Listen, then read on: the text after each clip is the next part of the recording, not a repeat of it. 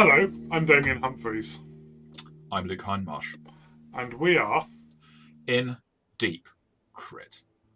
and we're back once again looking at the Divine Domains available to the Cleric in Dungeons and Dragons 5th edition. We've done 2 videos on the Player's Handbook, as there were quite a few in the Player's Handbook.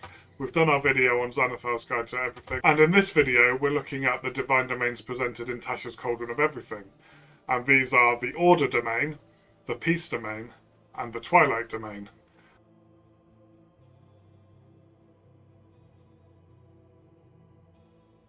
So getting straight into it, we'll begin with the Order Domain, which obviously follows the gods of order, logic, and justice, and attempting to bring some order and some control into the world of Dungeons and Dragons. First level feature, as with all these domains, you get some domain spells which are added to your spell list and also always prepared as cleric spells for you. A few on here: command, hold person, slow, dominate person. There's some, those are some of the hits from there. And also at first level, you will gain bonus proficiencies. So you will gain proficiency with heavy armor, and also gain proficiency in the intimidation or persuasion skill. Your choice of those. What else do we get at first level, Luke? You also get the Voice of Authority. You can invoke the power of law, which is really putting on the Drudge Dread voice. That's what you need to be doing. Draw out having a helmet on. And embolden an ally to attack. So if you cast a spell with a spell slot of first level or higher and target an ally with the spell, that ally can then use their reaction immediately after the spell to make one weapon attack against a creature of your choice that you can see. This is a weapon attack. It doesn't have to be melee, but Yeah. if the spell targets more than one ally, you choose the ally who can make the attack. Indeed. At second level, your Channel Divinity feature is Order's Demand, and you can use your Channel Divinity to exert an intimidating presence over others. As an action, you present your holy symbol, and each creature of your choice that can see or hear you within 30 feet of you must succeed on a wisdom saving throw or be charmed by you until the end of your next turn, or until that creature takes any damage. You can also cause any of those charmed creatures to drop whatever they are holding when they fail the saving throw. Sixth level brings embodiment of the law, and this improves your ability to channel magical energy. There we go. I've lost the ability to speak. Couldn't channel my magical energy, so I'm going to cut that. Sixth level brings embodiment of the law, where you can channel magical energy to compel others. You're even better in it than normal. If you cast a spell from the enchantment school using a spell slot of first level or higher, you change the casting time of the spell to one bonus action, meaning that you could cast a cantrip with your action, but this does require that the spell's casting time is normally one action. You can use that feature a number of times equal to your wisdom modifier with a minimum of once, and again you get all uses back on a long rest. At 8th level, you gain the Divine Strike ability. Infuse your weapons with divine energy, so you can cause an attack to deal an extra 1d8 psychic damage to the target, scaling up to a 2d8 at 14th level. Again, with the caveat that this can be swapped out with the optional class feature of Blessed Strikes, presented in the same book in Tasha's Cauldron. Takes us to the capstone ability, Order's Wrath, where at 17th level, enemies you designate for destruction wilt under the combined efforts of you and your allies. So if you deal damage with your Divine Strike, does specifically say Divine Strike, does not mention Blessed Strike, to a creature on your turn, you can curse that creature until the start of your next turn, and then the next time one of your allies, not you, your allies, hits the cursed creature with an attack, the target also takes 2d8 psychic damage and the curse ends. You can only curse a creature in this way once per turn. I think before we talk about what we like about this, maybe just looking at that last feature and how it interacts with Blessed Strike. Obviously, DM's going to have to apply the fact that you've swapped Divine Strike out for Blessed Strike, if that's what you've done. Problematic. Well, it actually makes it better than it would otherwise be, because you're able to use it on your cantrip, On aren't your you? So you could cantrips, do yeah. damage as a cantrip, and therefore that should then trigger Order's Wrath, to allow your ally to then attack and do the psychic damage. Yeah. And I would, as a DM, I would absolutely say Blessed Strike counts as that if you swapped it out, because Blessed Strike replaces the Divine Strike feature. I would absolutely say that it triggers on Blessed Strike. Only an absolutely evil, truly evil DM would ever argue with that, if you ask me. So I might do it. I might say no. It's not I'm only Blessed slightly Strike. evil. Yeah. On the alignment scale, we skip past the lawful chaotic and all that. So slightly evil, absolutely. DM scales, but that's the abilities of the Order domain. What do we make of those, Damien? So spell list. There's some really good spells on here, which again play into this domain. Commander's a personal favourite of yours. I like it at lower levels. I don't think it holds its own later on, personally. Hold True. person, slow. Slow is a fantastic battlefield control spell. Yeah. And you're all about the control with this. Compulsion, dominate person. You know, these are encounter ending spells. Yes. In my opinion. Just shut down that encounter altogether. I have to give a shout out to Mass Healing Word, because it isn't the greatest spell by any stretch, but having it always prepared, Yeah. there will be times where you're about to be TPK'd. Yeah. And you pop Mass Healing Word, and suddenly you're not about to be TPK'd anymore. Everyone's back up. And okay, maybe they're going down again straight away. But it could. But maybe not, yeah. Yeah. So I actually think it's an extremely useful spell, which is a pain in the neck to have to think about taking. So this, always having it, gives you that. I wouldn't prepare Mass Healing Word. No, I probably wouldn't either. I Maybe never have that. done playing Clerics. I've never prepared Mass Healing Word. But having it always prepared, yeah. How often are you facing TPKs? If you're facing TPKs every other session, then it's a good spell to help mitigate that. If otherwise, Yeah. But yeah, lovely spell selection. Not the best spell selection, but not bad at all. Really not bad good for at control. All, not bad. I like. Oh, yeah, sorry. Bonus proficiencies. Heavy armor is always good, as we've said. Yeah. And the intimidation or persuasion skill, your choice. Okay, thank you. I'm a cleric. Charisma is probably not my... So I guess because charisma is not one of my go-to stats, having proficiency makes that better, makes those skills actually possibly useful. You're not the face of the party. You're probably not going to be doing the intimidating or the persuasion. But it does play into that officer of the law. Yeah. I am the law! Kind of. With your helmet on, take it off, you're no longer judged. Always keep your helmet on, yes. Yes. Sorry. Urban, not Stallone, yes. Yeah. Not that there's anything wrong with Stallone, just no, he took his helmet off. Just the film. Yeah. In terms of... So, if this is that's a role-playing. I should use that F to the sum word, but it's a role-playing option, and I like it for that reason, so that's cool. Voice of Authority...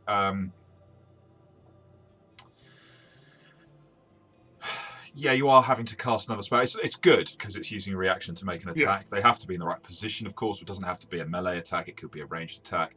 It is potentially quite useful, but whether or not I would cast a spell just to achieve that effect, I probably wouldn't. Yeah, that's it. You have to cast a spell that targets an ally. And if you're going to cast one of those, if you're casting heroism, then this adds on to that for them getting to use their reaction. I wouldn't go out my way to cast that spell just so they get an extra attack. But since we've just talked about TPKs, if everyone has been knocked down to 0 hit points except you Mass Healing Word them all back up, I would then use this to get the Barbarian to have a swing at whatever it is that knocked them down, which would be nice. Indeed. I'm sure they'd appreciate instant retribution. Yeah. Orders demand Channel Divinity. It's charming features. It's a reverse turn that affects all creatures.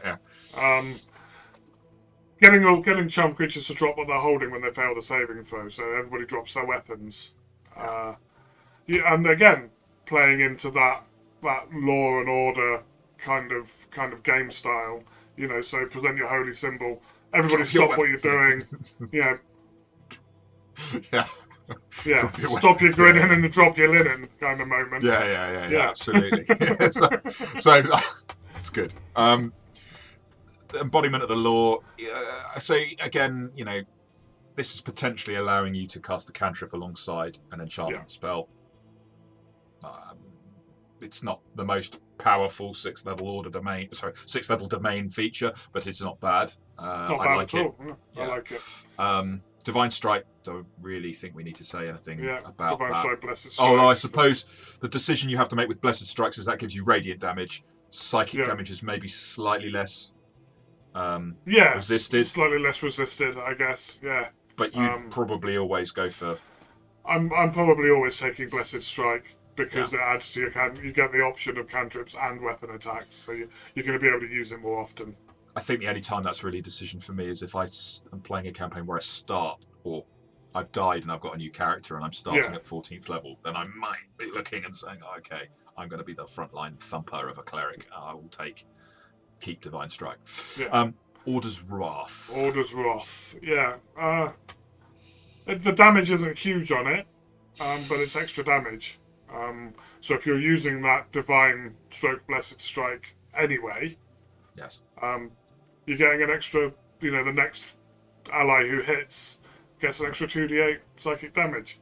And we've discussed it's always better to cause more damage as often as you possibly can. The main thing I like about Order's Wrath is that time when you get the rules lawyer of a player to have taken this domain and to have that in the situation where they have gone but rules as written to you as DM, and you get to go but rules as written. Blessed Strikes don't stand. I said I'm evil. Yeah. Not that I'm that kind of petty DM. Yes, I am. Yes, I definitely am. No, these are things worth checking with your DM, right? Is he going to allow Blessed Strike to count as Divine Strike for triggering other abilities, etc.? Yeah. It might say under, actually, without looking at Blessed Strike again quickly. Maybe I can. I don't think it. It doesn't say it changes any other abilities. No. It just says it replaces it. It doesn't. Yeah. So therefore, strictly, by the letter of the law. Yeah, I don't know if there's been any sage advice on that or any clarification from wizards themselves. There may be. I mean, common sense has got to apply here. Yeah. As far as I'm concerned, I'm joking. Obviously, Blessed Strike. I mean, if you really are a DM who's not letting Blessed Strikes count for this, go and have a look at yourself in the mirror and remember that the game's about fun and not just blocking the players on the things that they should be able to do. So I'm sure there aren't people. If you are a DM like that and you want to come back and just by all means let the world know. Give a comment. I dare you. So this is good crit, right? It's good crit. I've sort of ummed and ahed about whether or not it made it. It was still stayed in good crit. I don't think it's better than good crit, but it is good crit. It's got a lot of role playing potential. Yeah. The spell list is really good. Yes. Battlefield control. Yeah. Really nice. I'm not blown away by, for example, Order's Wrath at 17th level. No. I'm not blown away by most of its features, but they're all they all synergize quite nicely. They're all good, and as you say, the spell selection is worth it. It doesn't take anything away from the cleric, and each of its abilities synergizes within the domain itself, so it kind of builds on its own domain. But no, there's nothing there that blows me away, so it's good crit. But it's good crit, yeah. Cool.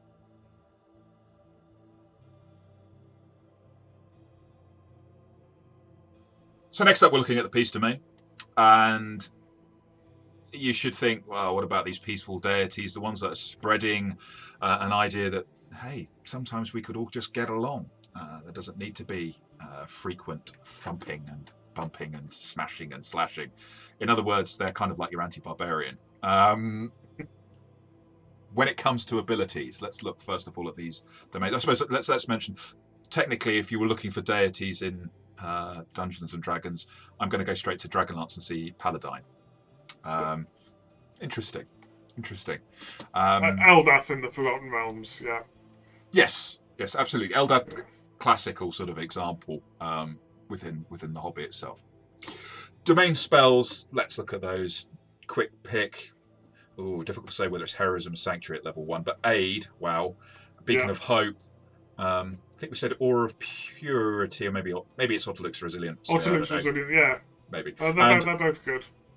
Yeah, Rary's Telepathic Bond, or Greater Restoration. I mean, these are some fantastic spells. Greater Restoration is one of those spells that when you need it, you wish you had it prepared. Yeah. But are you necessarily going to prepare it over some other spells? Maybe not. Have it always prepared.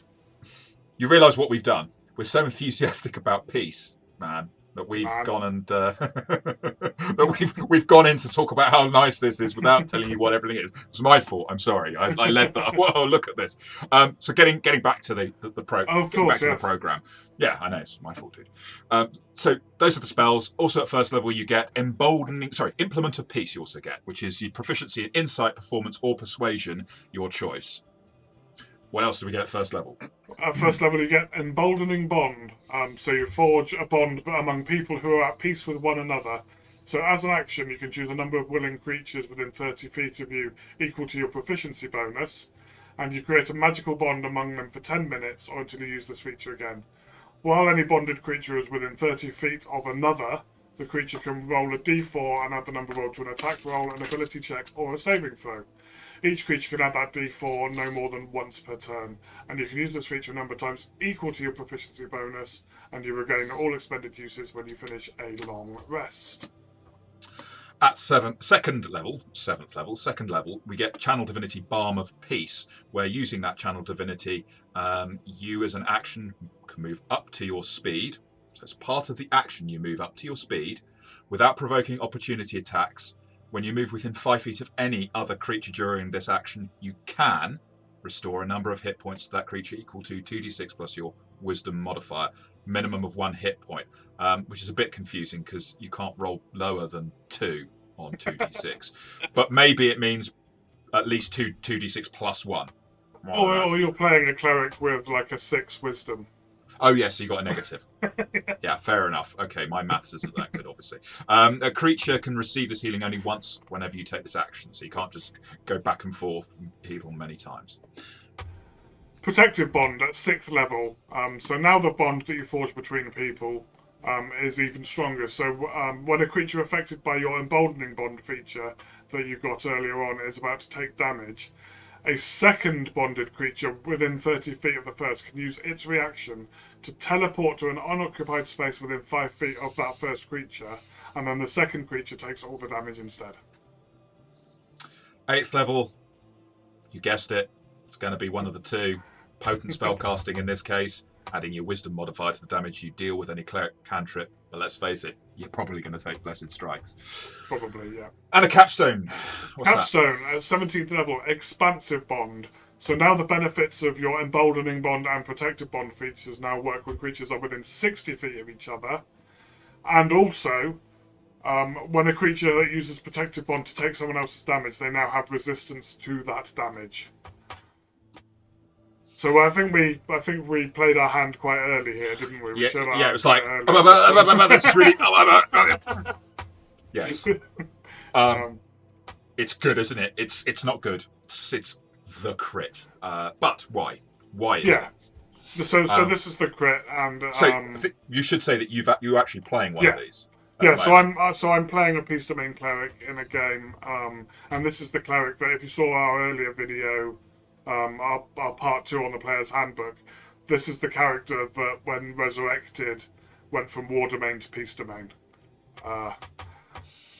and for some really obvious reasons, this is a really good domain. Yes. So the proficiencies, okay, I took Insight as my proficiency for that one, because my intelligence is slightly higher than my charisma for that character. You min-maxer, you. Yes, look, I mean, yeah. I'm pulling your leg.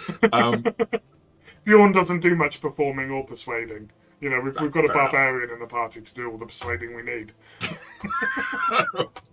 Just to see that happening. Yeah, it's not the most exciting one of these bonus proficiencies, but tag with that spell list. Yeah, tag with the spell list. There's as we've already said, there's some really good stuff on the spell list. Emboldening Bond at first level. This is a free bless. Yes. Not quite free, so it's a number of times equal to your proficiency bonus, and you can only do the bond for a number of creatures equal to your proficiency bonus. So at first level, it's yourself and somebody else, or two other people. So as you go up, you get to add more people. I'm playing at 11th level at the moment, and we're a party of 3, so that's perfect because first thing I do every encounter is Emboldening Bond. An interesting point, which is going to make sense because I'm going to be raving about this a little bit later on in this video about a different domain. Raving not in a positive sense, more like drooling and dribbling and frothing about how much it annoys me. This requires you to be within 30 feet of another bonded creature, but not all within 30 feet of each other. So from a tactical perspective, okay, area of effect, you might get 2 caught in, but it is not requiring all of you to be caught within that area of effect. So from a tactical perspective, there's not really a problem with Emboldening Bond, and it is so good. So 3 of you can be 60 feet apart, right? Or cover a space of 60 feet. 30 plus 30 plus, yeah, exactly. Yeah. You can be in a chain, as long as the chain is, got that 30 feet gap between. The one problem I really see with this is a role-playing one, because you have to be a group of people who are at peace with one another, and I have yet to play in a party where that can be said. Maybe we should change that to not actively fighting each other at the moment. Yes, hostilities limited to no PCVPC or play. Well, just PCVPC, because the player v player can go on in the background, and you're obviously joking, but second level Balm of Peace. It's a balm. You can't give that to a baby. Couldn't resist it. Sorry. Right. I'll leave it there to avoid copyright issues. Should we edit that out or leave it in for copyright issues? No, that's fine. Copyright. Yeah. Again, this is a very useful ability. So as we discussed, as part of the action, you can move up to your speed. So you could do your movement and then take the Channel Divinity action, and then you get up to your speed again without provoking opportunity attacks, and then move around, offering that healing to the rest of your party. And synergizing that with Beacon of Hope, which gives maximum from any healing. If you were to cast Beacon of Hope the round before, then move in, cast this, then you're giving everybody 12 plus your wisdom modifier, so 16 to 18 to possibly 20 hit points. The way I read this is that you would have you could use your normal movement either side of it, but you can't use your normal movement as part of this action. The action is you get to move up to that speed. What you don't use once you finish that action, you can't then use the speed like you can't sort of parcel it out. But that doesn't really matter, I shouldn't think. I can't really see a circumstance in which that would cause a problem. But it is worth pointing out, I think. And tactically moving yourself around the battlefield, because you don't take opportunity attacks. So you can heal your allies and move through the enemies to a more advantageous position, or back out of the combat to a safer position. But you couldn't, this does not, so the way I read it, maybe I'm wrong about this, is that you've used the action, you use up all your movement, you've saved your normal movement, you use your normal movement to move away. Unfortunately, that's not part of this action, so you do take an opportunity attack. You would then, you'd have to finish the action outside of range of opportunity attacks. So a very powerful ability, useful ability, but one well worth not confusing with, for example, cunning action, disengage. Yeah, absolutely. Then we move on to Protective Bond, which makes your Emboldening Bond even better. Yeah. Particularly with the bear barbarian you told me about in your current. Yeah, so our campaign is myself as a Peace Domain cleric, and then we have a samurai and a bear barbarian. So we haven't actually needed to use this yet, but there could be an instance where somebody's about to take a massive amount of damage, and that bear barbarian can step in and take that damage for the creature which he has resistance to, because Gruckle always rages. Plus, also looking at it, say it's a spell attack where you've got, or something where you've got a saving throw, you're getting to add a D4 because you're going to be within 30 feet. So you get a D4 to add to increase your chance of passing the saving throw, and then on top of that, got resistance. Not resistance, nice. Exactly. Yeah. Not much to say about potent spellcasting. Not a lot to say, no. An expansive bond, just increasing that range. So if there were a tactical concern about the spacing, that spacing effectively disappears, doesn't it, with this? Yeah. And you're turning everyone into a barbarian when you use protective bond. I love it. Yeah, and we're not up to 17th level yet, but my character tends to not be in the front line. I tend to be standing back, supporting, casting spells. So now that would give me the ability to step in and take that damage and have resistance to that damage. This is I may be biased because I'm playing one at the moment, but this is the crit. This is the crit. Not only does this synergize with itself, each ability seems to add to the previous ability, but this adds to what a cleric already does. I think almost as much as the Life Domain cleric does. Yeah, no, I'd agree with that. So it doesn't actively. This is an interesting thing. It doesn't actively undermine being an offensive cleric. No. So that's interesting. I mean, it doesn't take anything away. Obviously, it doesn't build on that type of way of playing a cleric. But yeah, I agree with you. So it's the crit. Is this better than Life Domain, or is it not? I don't know. But I could certainly. I love the way this works with the group dynamic, and I think to some extent that appeals to me an awful lot more. But I still have love for Life Domain. So indeed, it's the crit for me. It's the crit for you. What more do we need to say? Peace out, probably. Peace out.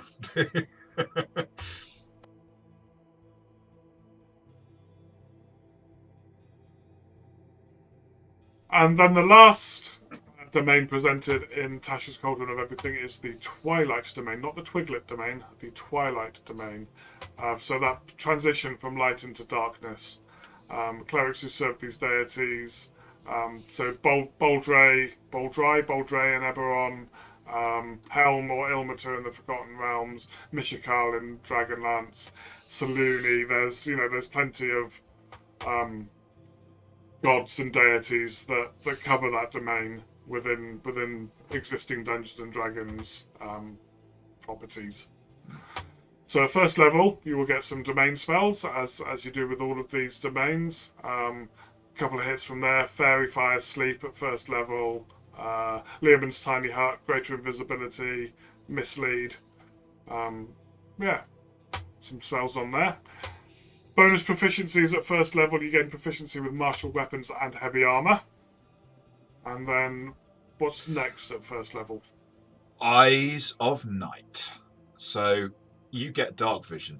To wait for it. Hold on to your seats here. Strap in. 300 feet. And in that radius, you can see in dim light as if it were bright light, and in darkness as if it was dim light.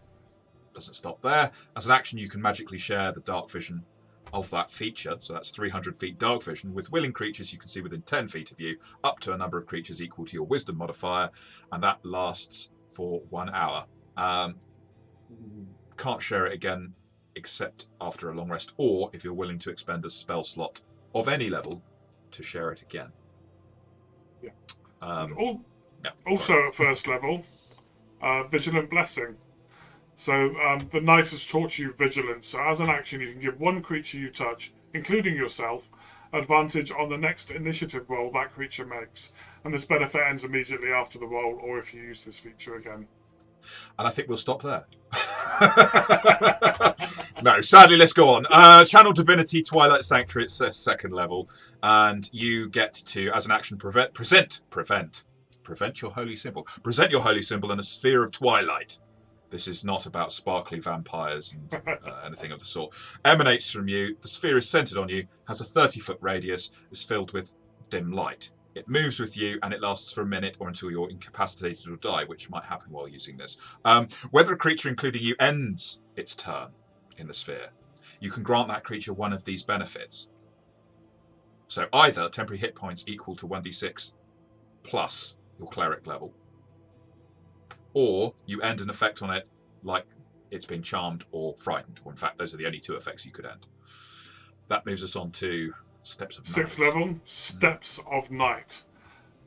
So you can now draw on your mystical power of the night to rise into the air. As a bonus action, when you are in dim light or darkness, you can magically give yourself a flying speed equal to your walking speed for 1 minute. And you can use this bonus action a number of times equal to your proficiency bonus, regaining all expended uses on a long rest. That takes us to one of the best abilities of this domain, Divine Strike. It allows you to deliver radiant damage. Again, you might take Blessed Strikes. You're probably going to take Blessed Strikes. But maybe not, because this does come with martial and heavy armor, so maybe you're wanting to hold out for that 14th level damage increase to 2d8. What is the amazing domain capstone ability? The capstone ability of the Twilight Domain is called Twilight Shroud. So now the Twilight that you summon offers the protective embrace. So when you have the Twilight Sphere provided by your Twilight Sanctuary Channel Divinity feature active, all of yourself and your allies who are within that sphere now have half cover. Okay. And there we have the Twilight Domain. Yeah, it's not even the Twilight Zone. I mean, you have to be in the Twilight Zone. So, like, is this really happening to me? My daughter would want, and maybe my son as well, would want me to mention that we could play this thematically and give you a unicorn Pegasus, call it Twilight Sparkle. For all those bronies out there, you know what I'm saying. Represent. God, I'm not a brony. Anyway.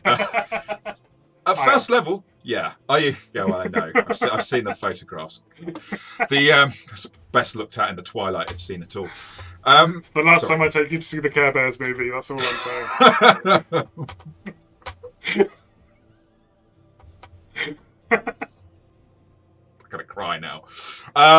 First level, this rocks. It rocks. It's great. Yeah. And above first level, it's got some okay spells. I mean, I'm all about the tiny hut action. Just give it to me. In fact, didn't they make a program about tiny houses? And that's probably really inspired by someone playing D&D and liking the Learman's tiny hut. Yeah, Eyes of Night. The spell list is great. Fairy Fire, Sleep, Moonbeam, Sea Invisibility, Tiny Hut, Greater Invisibility. You know, they're all really good spells. Especially first level, Fairy Fire and Sleep as a cleric. Yeah, thank you very much. Martial weapons and heavy armor always sounds like a great idea. There's a problem with this domain, though, because it plays in straightway to the tactical threat. Because you're going to then think, I'm a frontline cleric. Where am I going to be? Engaged in combat and locked down. Nice. Okay, cool. That's fine. First level, that's not a problem. You also are a ninja in the dark and can make your party also be ninjas in the dark. I mean, if you've got a Gloomstalker in your party, they're going to love this. Yeah, I mean, let's face it. How many encounters really take place at the distance of 300 feet? Maybe they do, maybe they don't. But it's great. I like this ability. It's worth a dip into this class. We're not really looking at these for multi-classing, so it doesn't get its bonus in any rating we give it for that. But it's cool at first level. And you get Vigilant Blessing as well. So you actually get, as well as the spells, you get another 3 abilities at first level. Yeah. Which is unusual for these divine domains. So advantage on the next initiative roll. You know, as you said, party breaks camp in the morning. Immediately give whichever character you feel you want to go first in battle advantage on the next initiative roll. After that first encounter, do it again. You know, there's no restriction on this. You can do it as many times as you like. It doesn't use an action. Oh no, it does use an action. Sorry, but it doesn't use a resource. Yeah. So it's good. I like it, and it lasts. It's just you're going to be choosing who do you want to go first? Is it the wizard who you want to have a chance to go first more than normal, or the barbarian or the paladin or whoever is you just wanting to get in there for their first strike. Yeah. The rogue, whoever, you're giving them that advantage. It's great. And then it's, as I say, it's all downhill from here. And what's so good it about? is, but it seems good. Like first Yeah, that's reading, the real danger. And this is, and we both agree this domain comes with a warning, a big warning label attached. Health warning. Because it seems really good, that you can give some temporary hit points or end a charmed or frightened effect. That only happens at the end of the other creature's turn, though. So at the end of your ally's turn. So if somebody's running away because they're frightened, they're going to keep running out of the range of this. And what this and the Twilight Shroud both do is kind of suggest that bunching up is a good idea. It's really not. Is it ever a good idea to bunch up or stand in a line in a combat game? I love the mention of standing in line, being the only player who thought, admittedly, I jumped into the water to go off a black dragon, and what did the rest of the party do? Line up.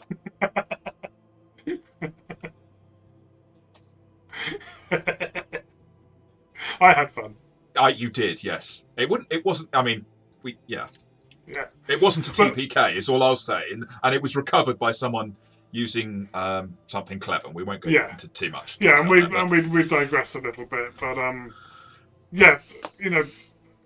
we've kind of hinted at this in other domains we've talked about. For me, combat in D&D 5th edition is a very tactical affair, and it probably is in most role-playing games, to be honest. Some more than others, perhaps. But I think with action economy, bounded accuracy, most people play on some sort of grid or hex system.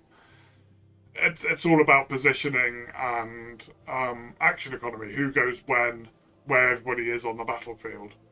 Yeah. If everybody's within 30 feet of the cleric, because they're trying to get this ability from the from the Twilight Shroud or the Twilight Sanctuary, you're asking for a fireball to be dropped on you, or other area of effect spells. Yeah, you're just asking for it. And as a DM, yeah, absolutely. If I've got something that's casting spells in the party, an intelligent monster is going to take advantage of the fact that everyone's bunched together, and will hit you with that. Yeah, I mean, this is the thing. So, D&D, things like Warhammer Fantasy Roleplay, you could tell me whether Earthdawn's the same. They've got sort of comprehensive. I'll drop Spyhander in as one. I always do. They've got comprehensive rules about combat and where you are in relation. So they model combat. Is it true to life? Some of them are more realistic than others. All of them have their tactics. Yeah. Right. There are role-playing games which are fantasy. I mean, I think Blades in the Dark, for example, which is great, does great high sort of role-playing level combat, but it's not tactical in the same way. You don't need to be gridded out. That's all sort of theatre of the mind stuff. D&D is tactical. So if you're a dungeon master who's not using tactics, what you're doing, if you're players who aren't really using any kind of tactics, well, your DM should be teaching you. That isn't the be-all and end-all, and it's not the only way to play. But if you are in any kind of tactical way, this domain, it's got Twilight Shroud for a reason, because it's the shroud they're pulling up over your corpse. Because and then you look at, Steps of Night. How on earth does that synergize with wanting to be within 30 foot of you? I mean, what, you fly 30 foot above them, or what? It doesn't at all. You've got these abilities that kind of makes everybody bunch together, but then you have an ability that allows you to fly when the rest of the party isn't flying. Yeah, let's have the hat of what we want and just throw whatever we can in, because And then the thing is, that ability to fly. Okay, in Icewind Dale we talked about this. In Icewind Dale, because it's dark or dim light pretty much all the time, that's not a problem. But in every other campaign, unless you're playing at night time, that's what's occurring. You've just been picked up. A random encounter when you've been camping or whatever. If you're in the daytime, useless. If you're in a dungeon, how useful is flying? It's okay to can be okay to get over some traps or in a larger room. Yeah, it always can be useful. Yeah, But a flying speed will always have a use, but you can only do this in dim light or darkness, so it has a restraint on it as well. Yeah, I mean, okay, and maybe you've given everyone dark vision to 300 feet, so it's not a problem. People aren't having to have a torch. But again, it's like, yeah. So again, we don't look at these with the purpose of multi-classing in mind. no. That a one-level dip into Twilight Domain could be very useful. Those things you get, especially if you were to take this as your first class, so that you get the martial weapons and the heavy armor, and then perhaps move on to Anything else? some other whatever class. else. Yeah, whatever else you're going on to, could be really useful. So does that and the spell list save this class, save this domain?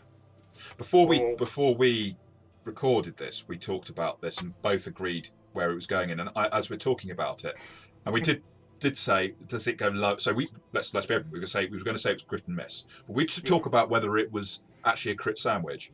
And actually, if I ran this kind of character in one of your campaigns and I got everyone to bunch up, I would probably be responsible for causing the party to be TPK'd, because you are a tactical DM who does not like mollycoddle their players. We're all really experienced in role playing and pretty well experienced across the board in D&D 5e. We'll always be more experienced, but the fact is, tactics is part of when we have a fight. It's not all we do. We do the other side of role playing, but when we do tactics, you need to be on the ball. Yeah. If I were running this and a party bunched up, I am sorry. If I've got the capacity because of the encounter, they are going to get punished. If you're facing a dragon and you use this. If you were playing this, even the kobolds would have wands of fireball. Yeah, if it were me, that's true. If I were running it, even I don't TPK parties, but when I do it every time. No. Every time, it works most of the time. So I'm with you, and I think this is a crit sandwich. Okay, so there we go.